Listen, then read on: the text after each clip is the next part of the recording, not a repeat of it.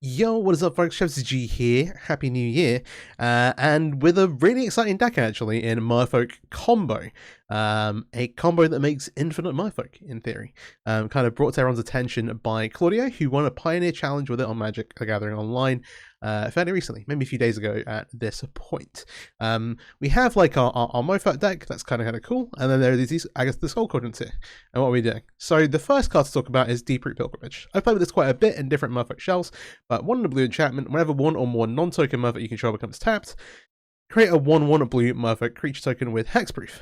Okay, cool. The Merfolk becomes tapped, you get a Merfolk token. And note that it's 1 or more, so like when you go to attack, you make 1 token no matter how many attackers. Okay, that's fine. Pioneer Masters has recently brought to Arena Kiora's Follower. Green-blue for a 2/2 Merfolk. Untap to untap another target permanent. And you can kind of see where this is going. So if you have one of these in play, you're going to tap it and untap another Merfolk. And then like tapping this triggers the Deep Root Pilgrimage. And if you have 2 of these, you can like tap it and then you untap the other one, and oh look, all of a sudden you've got infinite Merfolk tokens with the Pilgrimage. Pretty cool, pretty cool. It doesn't quite end there. We also have Forensic Researcher, a little bit newer of an addition to the format. I'm talking about Pioneer Explorer, obviously. Kiora's Follower has been in Pioneer for ages, but has only recently been printed onto Arena.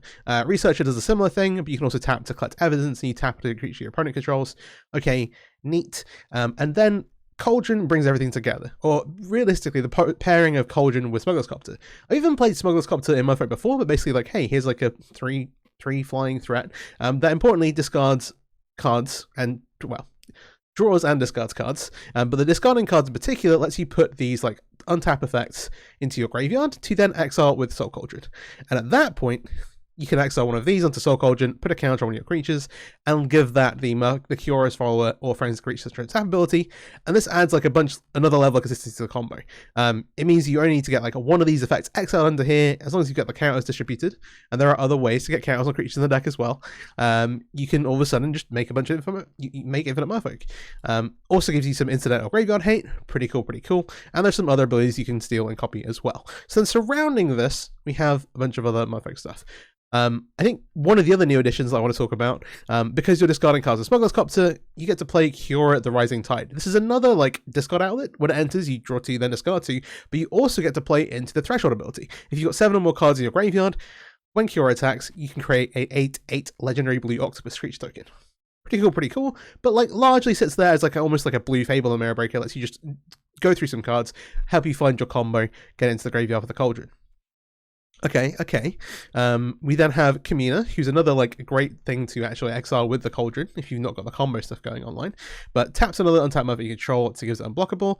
Tap 3 to draw a card, and then 5 to put a counter on each Merfolk you control.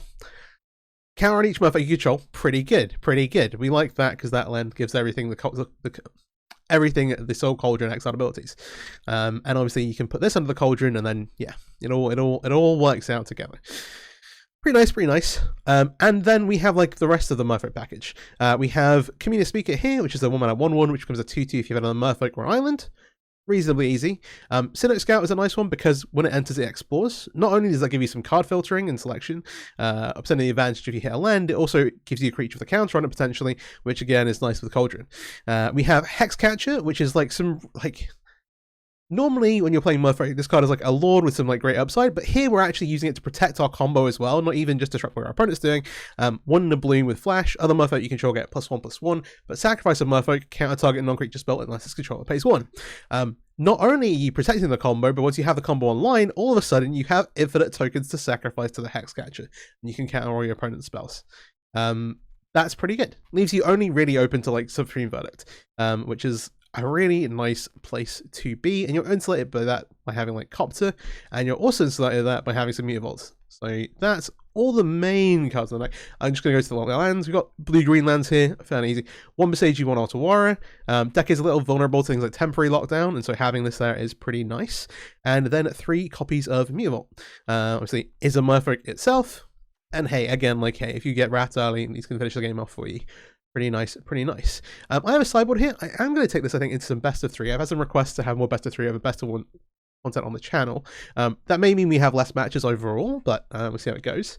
We have 2 copies of Shaper Sanctuary. This is maybe my most played sideboard card in Pioneer Explorer, because I play quite a lot of green creature decks. When a creature you control becomes a target with spell or ability opponent controls, you can draw a card. Is particularly excellent when you're trying to draw towards a combo, so it's perfect here. Things like Rat Dos, just like you're gonna try and go 1-for-1 with all your creatures, and you get to draw a bunch of cards. Pretty good. Some more disruption with Shard's Tidebinder. There's some really nice activated abilities or triggered abilities that you can counter here and shut down. One copy of Enduring Curiosity is like nice versus some of the more controlling decks of the format. Like, hey, I'm gonna put this into play and draw a bunch of cards when I hit you, and then that'll let me refuel for the next hit or whatever. Witness Protection is creature interaction. Just turn off your opponent's abilities on creatures. 2 copies of Disable Stroke versus green, other ramp type stuff, and then 2 copies of Paw Patch Formation, which kind of does a bit of everything. The destroying creatures with flying is particularly good against some of the like creativity decks that kind of tracks you, and then also like, hey, destroying enchantments can be good in some matchups, and hey, if you need to, you get some food. It's just super versatile also sideboard card. It's interesting like this between this and Pick Your Poison, but yeah, fairly happy with this. So with that being said, I'm going to hop into the best of 3 ranked. If you're not already, please do subscribe to the channel. I would really appreciate it. Helps me out a ton. Like, share the video around if you know anyone who's interested, and let's get into some matches. All right, first match for the Merfolk deck. Yeah, so we want to play like that. Don't have a blue source, which is really awkward, but do you have like Scout to look for 1, Smuggler's Copter to look towards 1? I'm gonna keep this still, and hope we draw into 1. A T-Witch, and I'm gonna lead with the Scout. Hey, we found 1. Brilliant. We have a choice now. This is a Yorion. I even drew a basic island. Just make Pilgrimage. That is a game plan. Let's go wide. And then next turn I'll be looking to put the Community Speaker and the Smuggler's Copter in play. The reason not just going for the Kiora first is to try and accelerate our clock. I'm a little bit worried. They're going to Binding this, which itself is fine. We've unfortunately played our Sage out already. I like the plan I've outlined here. This could likely to be like Niftalite. Just thinking.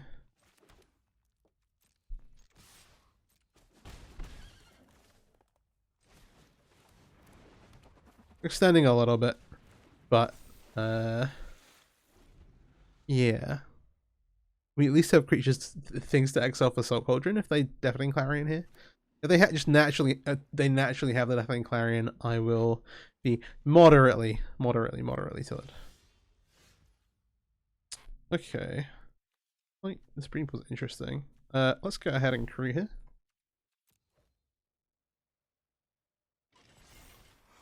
See what they got. They did Shock. They didn't Shock to Helix necessarily. This is going to happen, unfortunately.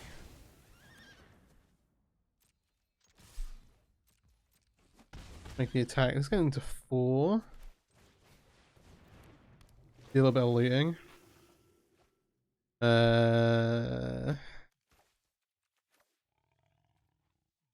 Sure. Alright. Oh. 1 second. Oh no. Okay. You've been double bound. We have the follower. Is interesting. I want to leave a little bit back here. I'm gonna animate this.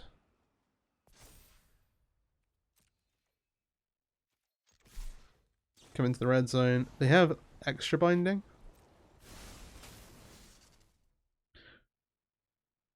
It says a non-land permanent, sir. Thank you. Please stop trying to talk about it. Well, make the follower here. I think the one concerning thing is if they have Bring to Light, they do have Sunfall, which will exile this. Oh. It's an untapped land. Alright, what are we going for?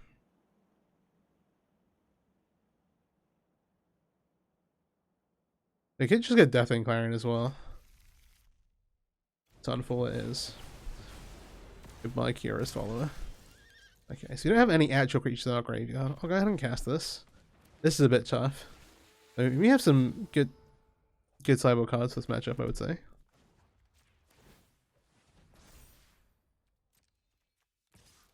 Into the red. They're on 7, but now they have lands in play and have stabilized a little bit. Maybe, I was going to say could have cast this first, but realistically there's nothing to exile for power and toughness. Alright, so we see Niv. They're on the highest lifestyle level here. What do they grab? Helix is going to help a lot. Bring to light, and yeah. What's not going to help is this island. This is unfortunately pretty much game over. They can animate this token next turn, so we're kind of incentivized to just take a swing here now. There's not a lot we can really draw into at this point.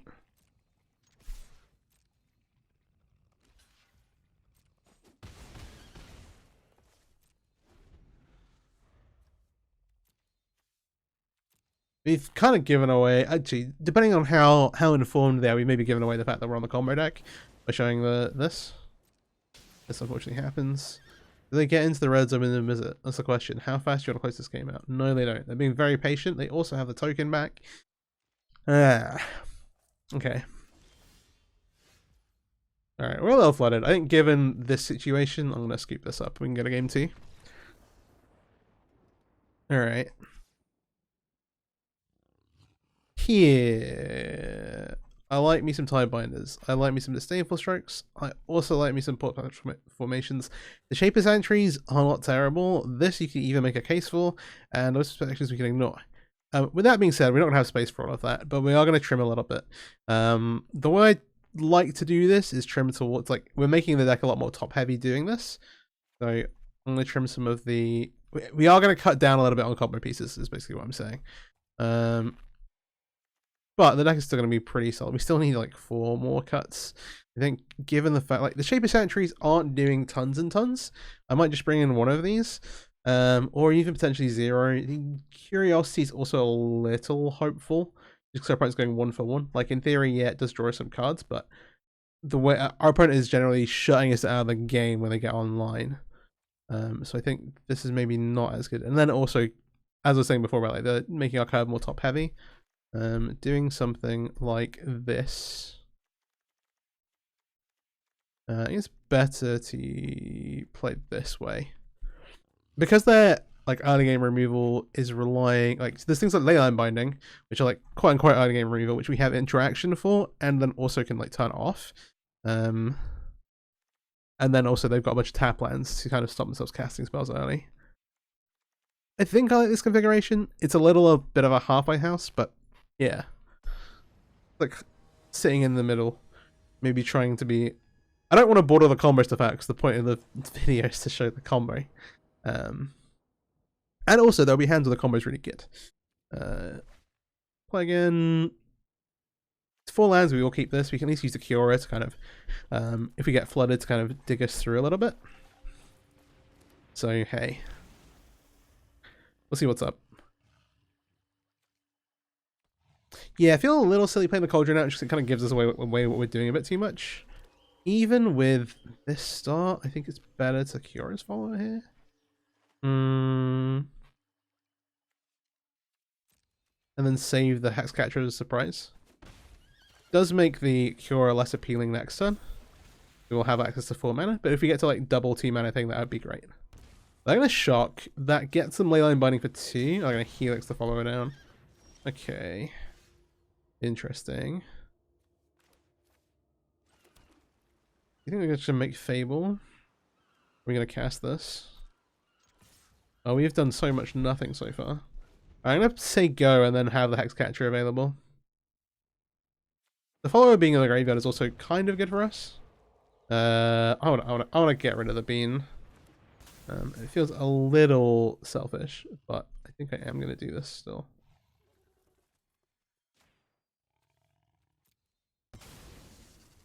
And the Hexcatcher potentially is a lot of work. Okay, let's cast this before we work out what line we're playing. Oh, brother, why? Alright. Something flood. No way they're helloing at us. Alright.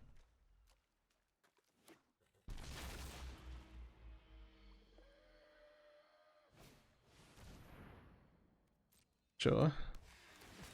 They're just gonna make big creature. Yeah. Alright, we have Copter. We'll still attack with this, I think. It was a little wreck. We have 4 cards in graveyard. 5. There's no real reason to trade these off, especially when this is providing us value with the Hex Catcher. I think we'll just do this and say, I'm holding on to this till the away. And assumably we'll get more value off of the Besagi later on.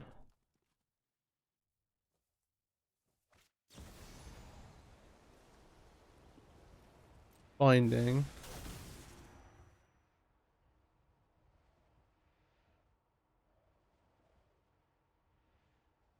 Giving the 5th land is also kind of big. They've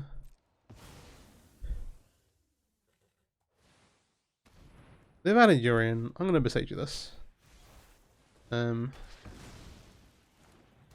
We get the Enter Battle trigger again, which is pretty cool. Then you get to find a land though. That's the downside. It can be a land with any basic land type, so we kind of give them access to 5 colors. They basically have the access, they just needed one more land. But we get to reuse the ability here.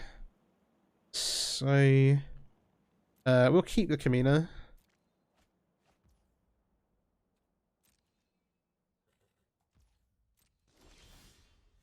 And then now this does have 7 cards. Let's scout a little.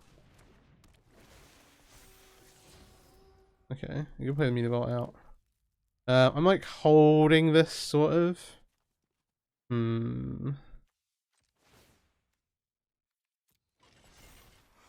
Because we have quite a large board coming across.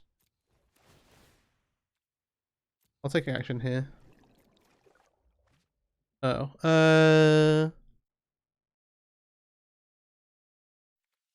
I think second Hex Catch is better.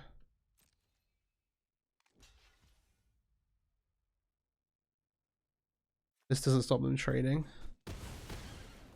The 8 is legendary, so it's not like we get another one. It's not like we get to dip again. Yeah, on 15. We in theory have a lethal attack here with the Hex Catcher and the Mutavault. Depending on what they do.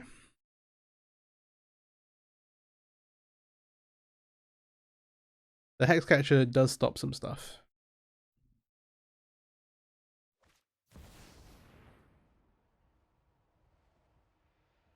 Okay.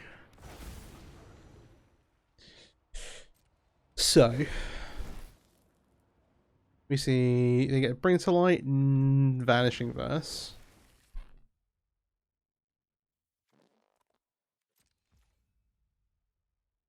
They have to block this here basically. The Hex Catchers kind of insulate us from the sorcery based stuff. On my turn, we have Otawara. This is legendary, right? Yeah.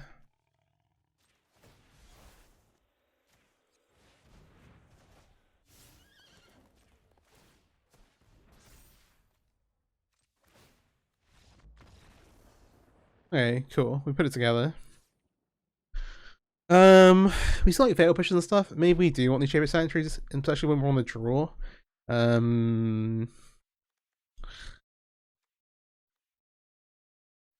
Copses are fine, but a little bit awkward. I think I'm fine with this stuff.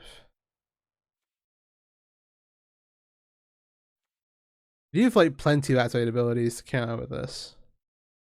Or like triggered abilities, like the Niv entering, like Leyline Binding, that kind of thing. Hero is really good though. I kind of think that this was maybe a throw boarding these out. But what are we doing to keep them in? We're only wanting to add like 4 more cards. It's tough because like the early creatures aren't doing tons. Kamina's really only good when you're going wide. I don't want to cut these. Just have these 8 3-drops.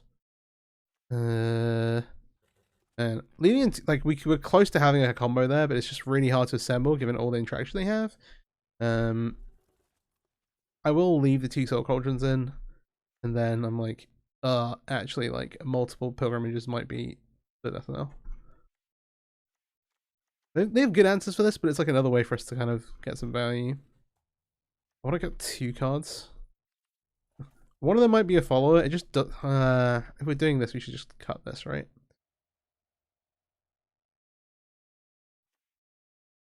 I'm almost down. Drawing more than one of these is like awful. Obviously, we draw it, it's good. We can combo though. That is one of our ways to get out of the game. It's just really, really hard.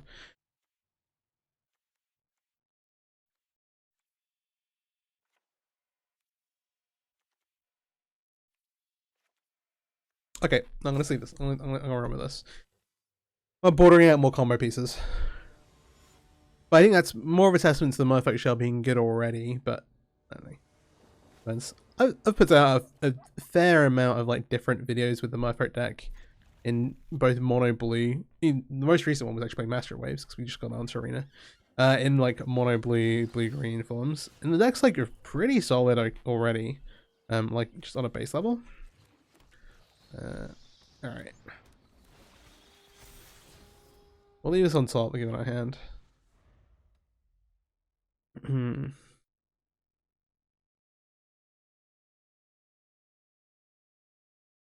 This is definitely a matchup where like the more disruptive versions will maybe do better than the combo versions, just because this deck in particular has like very versatile removal, which can deal with all the different bits of the combo, between like binding and vanishing verse, and they've brought into like more fatal pushes as well here. Yeah, it's a tricky one. We'll see, we'll see. I just feel bad boarding out the combo when we're trying to show the combo off in a video. This is the perils of playing best of 3. In playing best of 1, I can just like record a bunch of matches and post them, and they'll just be more of a variety. Where in best of 3, we're like, okay, we're gonna watch this match for half an hour. Like at this point, like 16 minutes. They are deep in the tank or something. I mean, sequencing lands in this deck can be tough, like the Orion deck. They might also just gone, okay, they just didn't play one, which is a move for sure. We'll run out our Deep Root Pilgrimage. This is an unfortunate way for this turn, I guess. I say end, just like, if they win this game, they would have smushed us if they had a land. And it looks like they just had to run away for something. I don't think I can't imagine a scenario where they've kept 7 with 1 land in the Orion deck.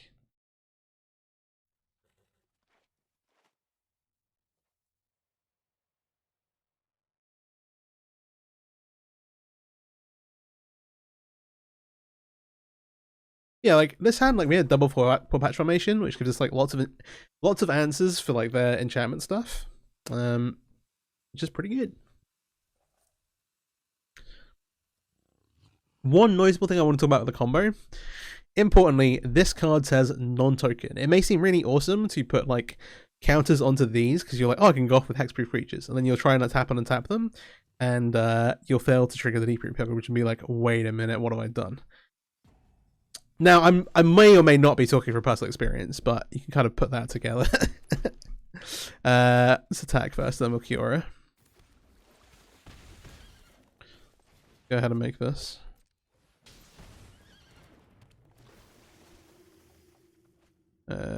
Discard. Discard? Yeah, we'll keep the Mutavaults. I mean, yeah, this is a sad way for the stand. But I'll play another match.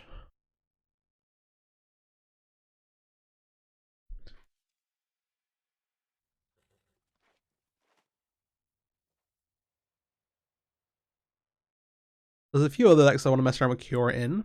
One is Esper Greasefang. I've had a couple of requests recently to play a bit more with that. It's been a little while since I posted a video on it. I did do Mardu like 30 recently. Just rotate and do one of the Greasefang decks every couple of weeks, which run through them though. You've had both Abzan and Esper have changed a little bit since I last covered them. Be kind of interesting.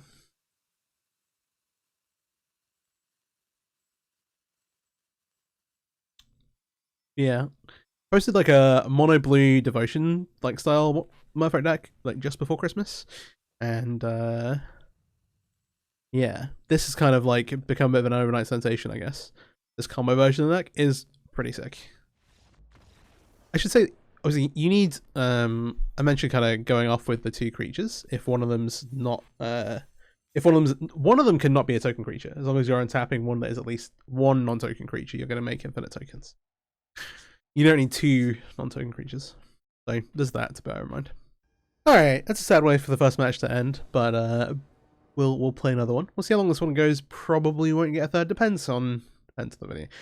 5 lands, even though I do like these 2 cards, I am going to mulligan this. Opponent's other play, we'll keep this. Have to put something back. Probably the Kamina blind. I like keeping things for combo stuff. This is like a fairly solid curve. Ooh, mono green? Mono green. They have a Leyline, they have a Mystic. If they have a turn 2 Nykthos, we are all kinds of just dead. But, who knows? Don't want to speak too early. And when I say that, the and we'll graveyard this. It's not to say we're just dead, because one cool thing about this version of the Merfolk deck is the combo does give you, as they play the turn 2 Nykthos and activate for 5 mana on turn 2. Yeah, that's new too. This version, you can kill them, like if they have a big board by making infinite tokens. The problem is that the modern version, or the more stupid format names, the modern versions of the green deck do not really need to, like, well, they can just kill you the turn that they kind of quote unquote go off. I say that we draw the Curious Follower. We just need one more piece. Our attack here, we're basically leaving the Hex Catcher up. We try and snag, like if they like play a Storm the Festival before they play a land, maybe. Wink wink nudge nudge. We can still counter this. I think we kind of have to do so as well. Which feels crazy, but we just lose the game. Otherwise.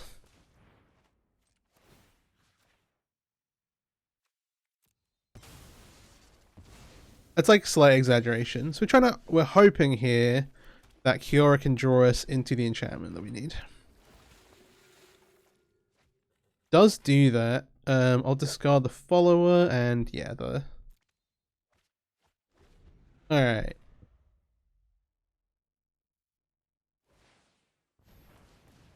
So like not quite there. We need to not die the second Nykthos. The second Nykthos is the one that gets you. That's what they've always said. Alright, Flashback Storm the Festival, what we got? This is like as good as we can get towards trying to win the game in time here. It is so hard to beat turn 1 elf with the like Leyline into turn 1 elf into turn 2 Nykthos. So hard. Like, the mono green decks, like I think flown under the radar, like obviously had parts banned, but yeah. So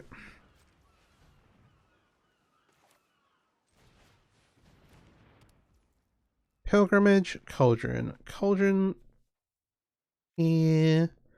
We're not quite getting, we need to live for like one more turn, right? I need to make sure I'm not doing this right. So this on untap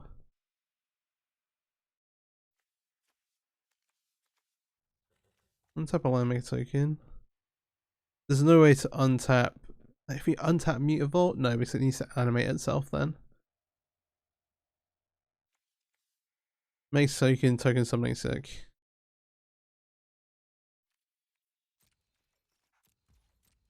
I'm just saying go and hoping we live. So they have like infinite, they have a ton of mana. Trying to see if we can live for this turn. So it looks like they kind of know that they should not ignore this.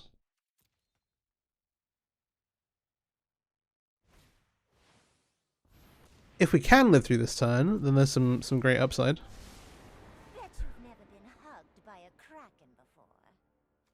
I have in fact never been hugged by a Kraken before. I like to avoid that if possible, really.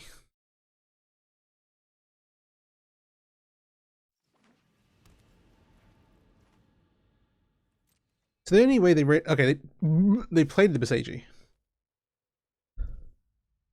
No blocks.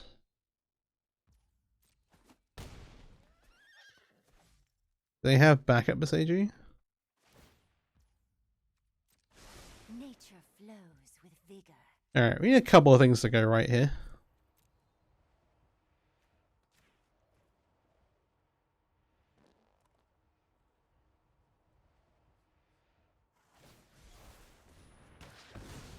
Yeah, they can still do this. We'll take action. This unfortunately does exile the follower. I maybe should have activated on the Vidalian Hex Mage first. Pretty tough.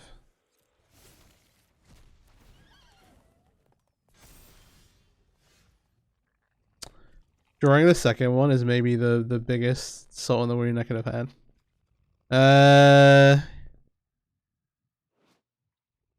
Yeah, sadly, not. They've not really, despite having infinite mana, they've not done tons though. So we can make Communities and play a Soul Cauldron here. The purpose agents play. It's unlikely they're playing a third one. This doesn't attack super well. They tap 3 untap Merfolk.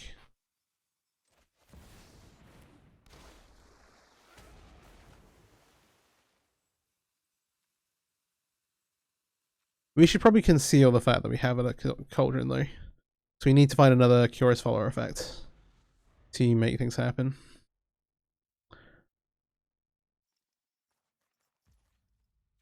Yeah, it's tough. It's 5 untap Merfolk to draw. Sure, let's hit us. What on earth do they have in their hand? That's what I'm curious about. Let's get moving.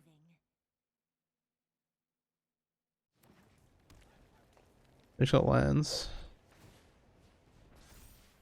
Animating this, and then I'm gonna.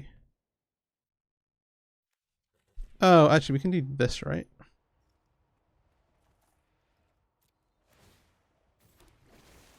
And then use this to draw. Wait. I forget. Oh, I feel so stupid. Alright, great.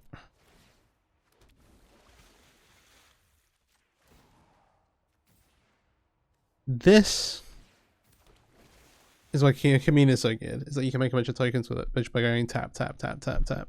We'll go to our turn. We have Curious Follower and Hexcatcher. Oy, okay.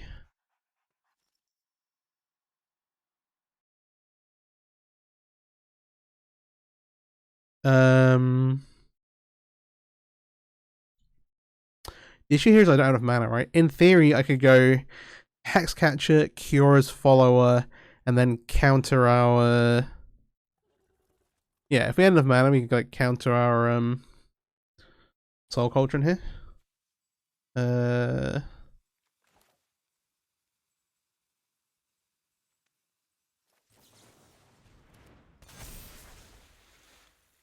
Yeah.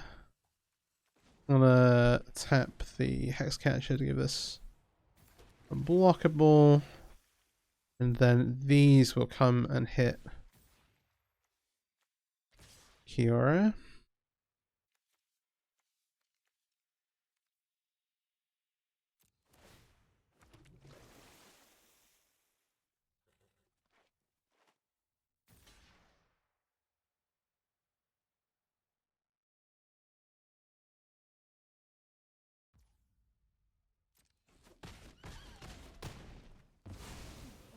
I sure belly flopped.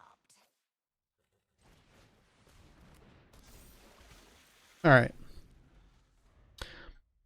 Yeah, Kamina with Pilgrimage makes a bunch of tokens in theory as well. We have the resources. We like had combo here. We could like cast Agatha Soul Cauldron, sacrifice of an out, sacrifice the Kiara's follower to counter it with Vidalian Hexcatcher, and then pay the 1, and then kind of go off. But it was a bit late. That then also with Kamina, then we can use all those untapped Merfolk to put counters on the other ones, make the Kamina unblockable with the Brazilian counters, and win that turn without having to actually untap with it. Okay, it's all coming together.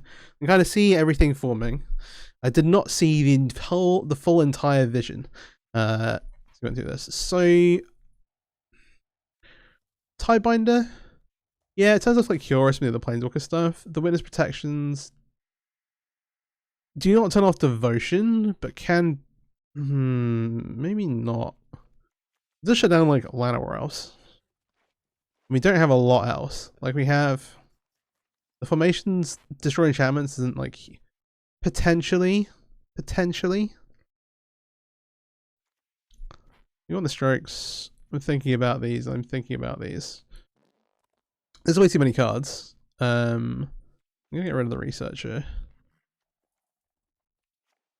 I think we don't want these in the end. We do want to be like, we do want to try and be winning with combo here. Camino is great. I don't know if you necessarily want to play 4 of these though. Like I would like to slide one of these cards. What are we cutting?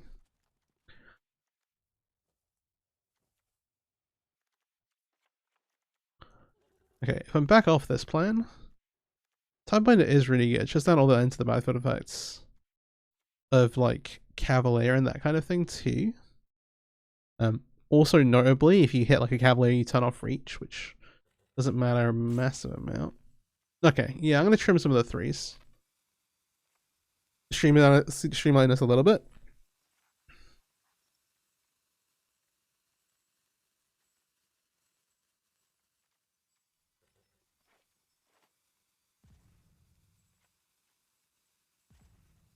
Despite how good I talked about Camino being,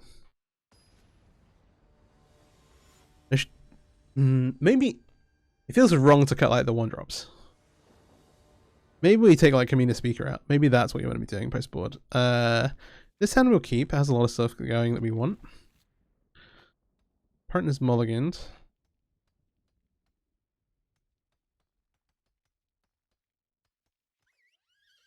Really curious. It mulliganed to 5. Okay, I guess they were really looking for Leyline and did not find one. So I'll play one of these on the blue side. Say go with the idea to like follow on 2 and then double 2-drop on turn 3. Need a land for that though. Invasion might help fix their draw a little bit. They didn't have the Nykthos at least. It's like this is a pretty good multi-5, all things considered. If maybe potentially slow. Dangerous. Now we have everything assembled here.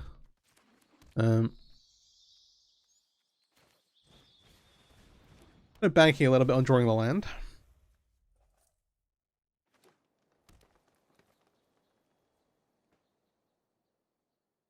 The reason why I'm like, you're like, why are you running this out? You need to discard it, right?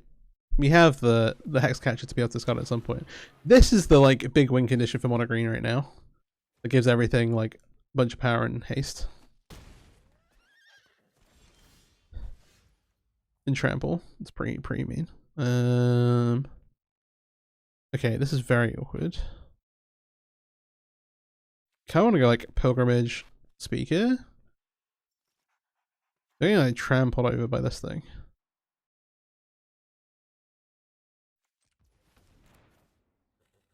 I'm gonna rather get Hexcatcher online. Unless I go.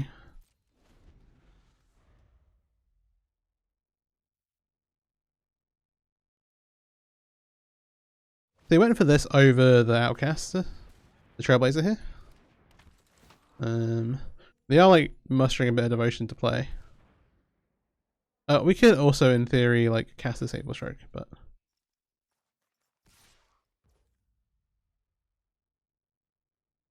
ooh, giving them that is pretty bad. Well, it's maybe the wrong word. It's threatening, is what it is.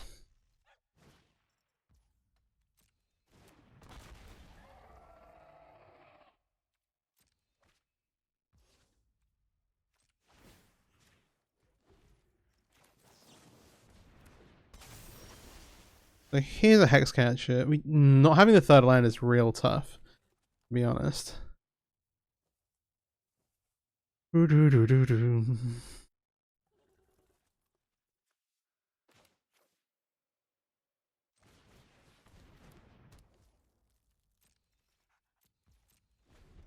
like very close to being able to put something together, but they're also pretty close to flipping this. And this is 7 mana to give your creatures possible +1 trample haste and turn this from a 4/4 to an 8/8 as well. It's pretty big, but now we can like threaten to double block here. That gives them an interesting decision. I don't have the mana right now to flip this straight up. This still can't, actually. This gets indestructible. We're at 15. A casting leyline. This is a weird one. So we have to kind of go with the game plan that we kind of decided we're going to run with here. And I'm going to try and counter this, sacrificing the Curious Follower to put it into our graveyard.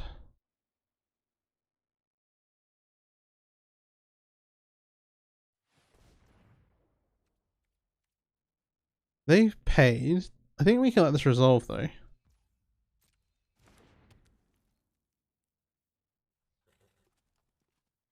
Now they have a bunch of devotion, bear in mind though. So, yeah,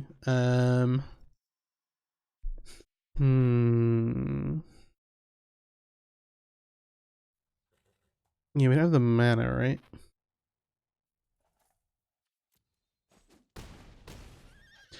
Alright, let's have a look at this. Oh, we hit a land. That's good. I want to cast this Kamina, but there are some problems.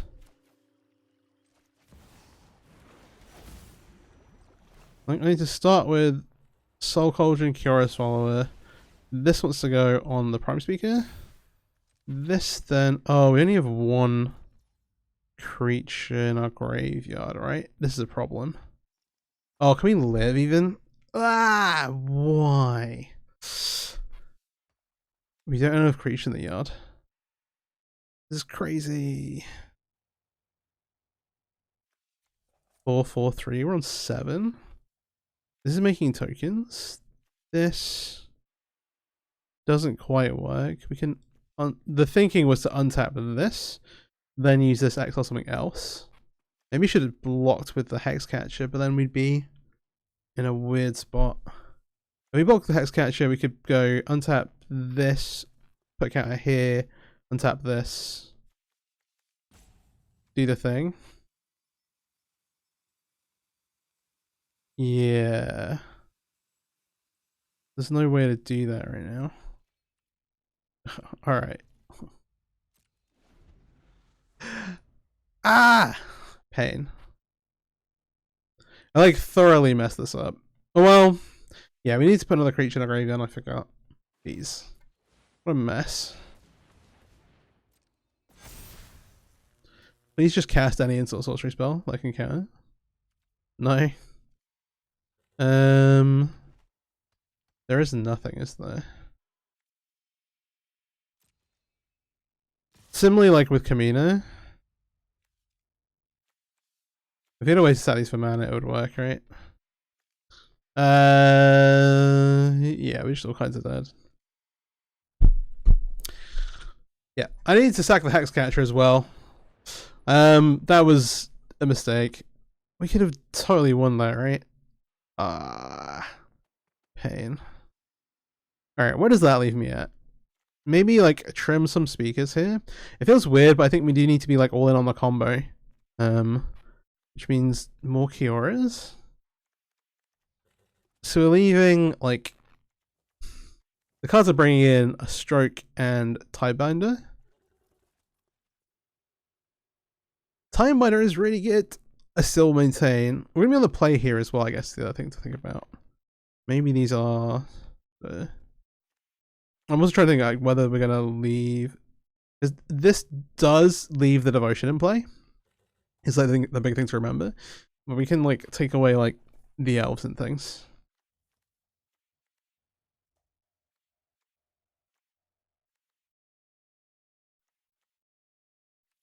Okay, yeah, no, I'm gonna run this up. It's an interesting one.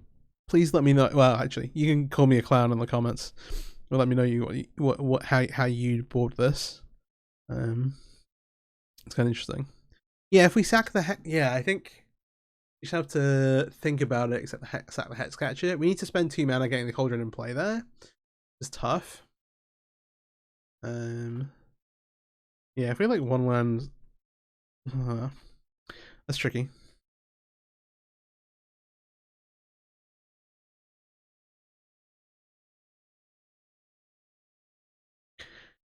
We should either like chuck the Vidalian Hex Catcher under the bus, or sacrifice it to counter the Leyline.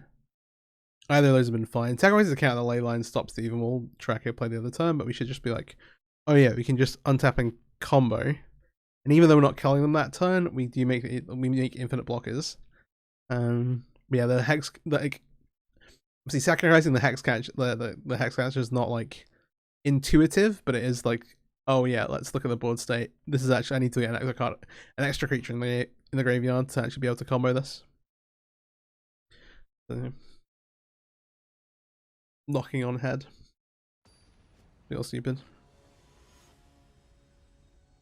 This is my first time like really playing this deck, I guess, as well. I don't know all the ins and outs yet. Yeah, like I said, it was Claudio who did very, very well. That this is too slow, I feel like. We yeah, double copter is basically mulligan already. This is a green land, we could like think about it.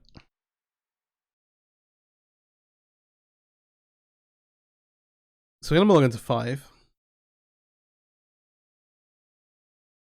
That's not great, but it could be. Could be great potentially.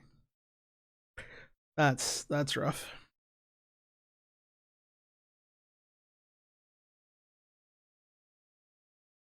This absolutely should be a matchup where the deck's favored. I threw last game. We should have won that. But yeah. Gosh. I would say that the tempo version of Merfolk is also like very well positioned to win the mono green matchup. You just have enough interaction about and stuff. You have all like the Tidebinders, main deck, some other like bits and pieces to turn their things off. But like this kind of combo is very good against the less interactive decks. We also like, yeah, they had the Besagi before, and that's like their one real interaction piece. They even got to bait us to go for it by playing the other Besagi. I was like, oh, they played a Besagi, easy. No, wait, they had the second one. Oops, oopsie, fell for it. It looks no way too much, and our opponents just like walked away from the table. We're gonna mulligan this, get a 5. Okay, so you have like a really sick 5 though. Alright, so I actually don't necessarily want this. I don't want to Tidebinder. I'm like keeping these cards. Is that how I want this to go?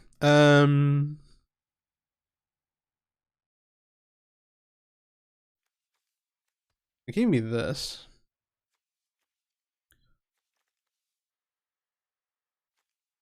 Oh, we can't cast the follower. We don't want to cast the follower. At which point...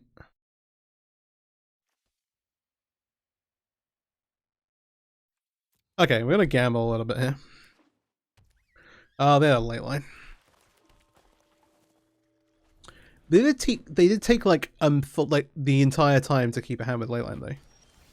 Oh, this also lets them activate Nectos on turn 2. We drew a 1-drop, but we will...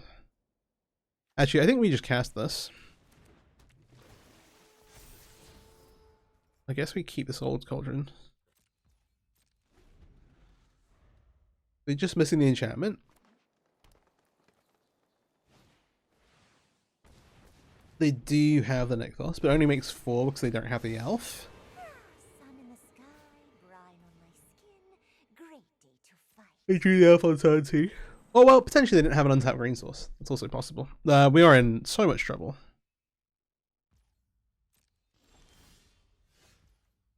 Okay. I guess we're gonna say go here.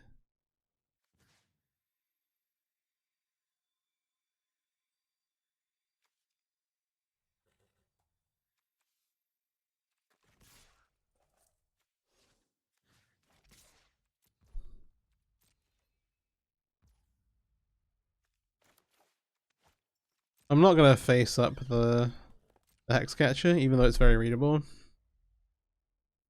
It's like 1 extra damage.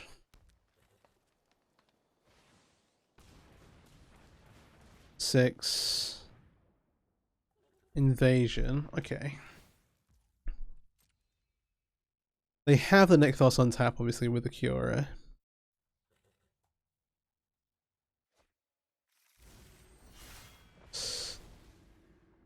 Hmm.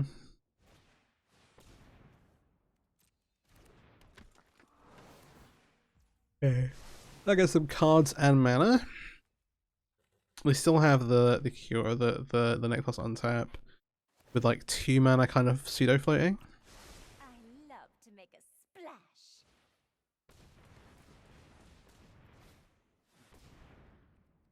Yeah, can't do anything about that.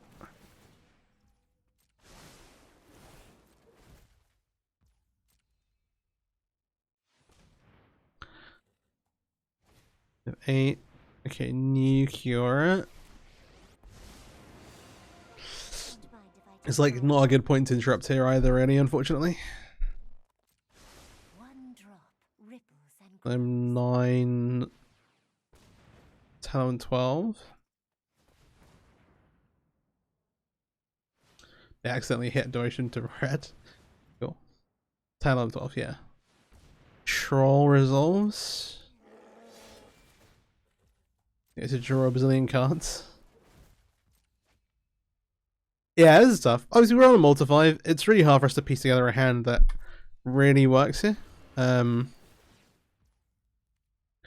Given this is like our turn 2 play, and they have this stuff.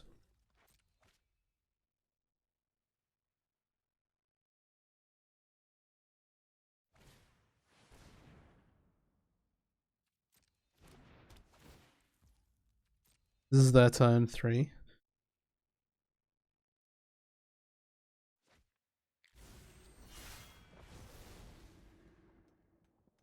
Even on the play, we'd be doing pretty. It has to be. I don't know.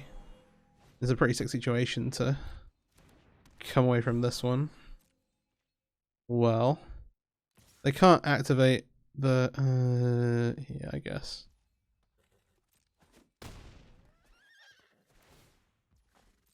Yeah, there's just no way we can keep up with this, unfortunately. That's tough. Yeah, we punted game 2. We should have just won. We should have won that. I just needed to put the Hexcatcher under the bus or throw it away. I did not do it.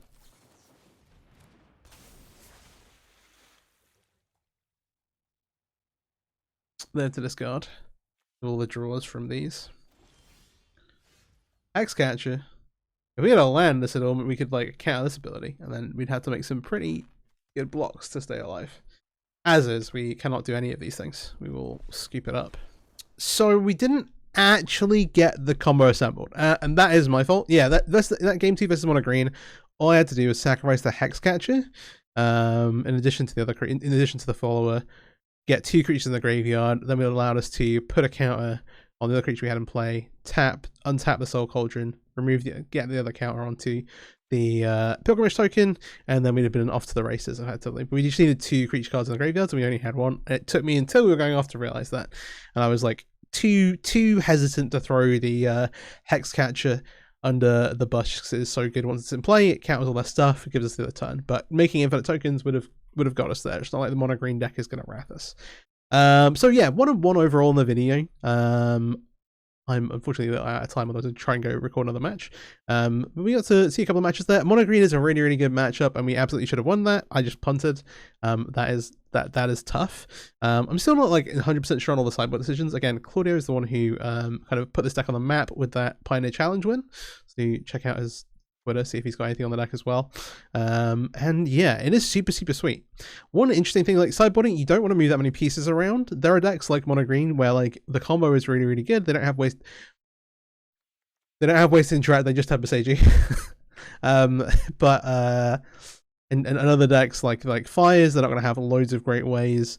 Any of the kind of like slower end of combo decks, things like Quintorius, and like Lotus Field, like, hey, they don't have ways to interact with your actual combo. They can maybe be a little faster, but we have like some disruption pieces here that we can kind of like throw in the mix to like really slow them down. And the other thing is that there's like loads of other ways to play Merfolk. You can definitely board it, like some of the combo pieces out versus decks that are more removal heavy, to like be more disruptive and play more of like a Merfolk tempo game plan. And that is definitely one way to look at it. I was hesitant to do that entirely for the video, because like the whole point is to try and showcase the combo. That didn't really happen anyway, but I think hopefully you can see kind of like where we would have been able to use it and kind of get the win there if I didn't throw that one game versus green.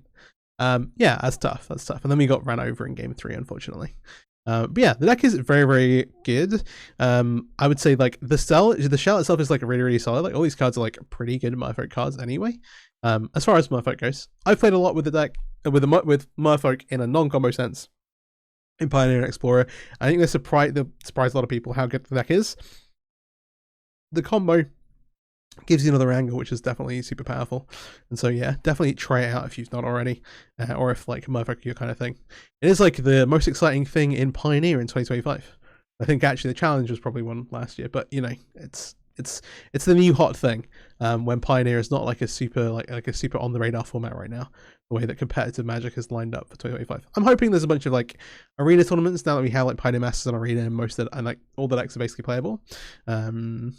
But yeah, you'll see how things go. Yeah, let me know what you think in the comments. And please do like, subscribe if you enjoyed the video, share it around if you know anybody who'd be interested, and let me know what you want to see next as well. I've got a bunch of things. As soon as I see, like, I was like going through lists, I was like, oh my gosh, this is amazing. I need to have a look at this. And there's some other cool stuff around as well. So hey, let me know. Hope you have a great day. Happy New Year again, and take care. Thanks for watching.